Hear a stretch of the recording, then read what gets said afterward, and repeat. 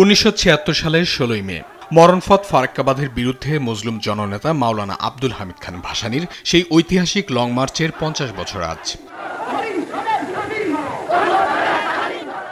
ঐতিহাসিক এই দিনটি উপলক্ষে শনিবার দুপুরে রাজধানীর রমনা ইঞ্জিনিয়ার্স ইনস্টিটিউশনে আলোচনা সভার আয়োজন করে বাংলাদেশ জাতীয়তাবাদী দল বিএনপি। আলোচনায় প্রধান অতিথির বক্তব্যে স্থানীয় সরকার মন্ত্রী ও বিএনপি মহাসচিব মির্জা ফখরুল ইসলাম আলমগীর অভিযোগ করেন, জনগণের ম্যান্ডেট নিয়ে গঠিত সরকারের উন্নয়ন ও অগ্রযাত্রাকে ব্যাহত করতে একটি মহল অস্থিতিশীলতা তৈরির চেষ্টা চালাচ্ছে। তিনি বলেন, ফারাক্কা বাঁধের কারণে বাংলাদেশে যে দীর্ঘমেয়াদী ক্ষতি হয়েছে তার জন্য আওয়ামী লীগ সরকার দায়ী।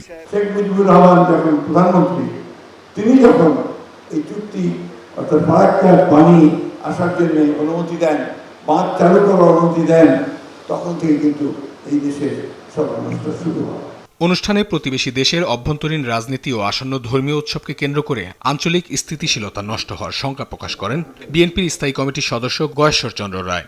এই সাম্প্রদায়িকতা যদি তারা প্রতিরোধ না করে, সহনশীল না হয় এবং মানবিক দৃষ্টিভঙ্গি থেকে সকলের জীবনযাত্রার ক্ষেত্রে যদি তারা প্রোটেকশন দিতে ব্যর্থ নয়, উস্কানি দেয়, তাহলে তার কাপ থেকে আমরাও রেহাই পাবো না।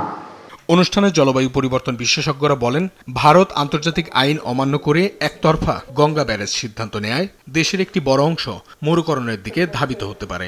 দীর্ঘমেয়াদী কোঅপারেশনের চুক্তি হয়েছিল। অঙ্কন চৌধুরী, দেশ টিভি, ঢাকা।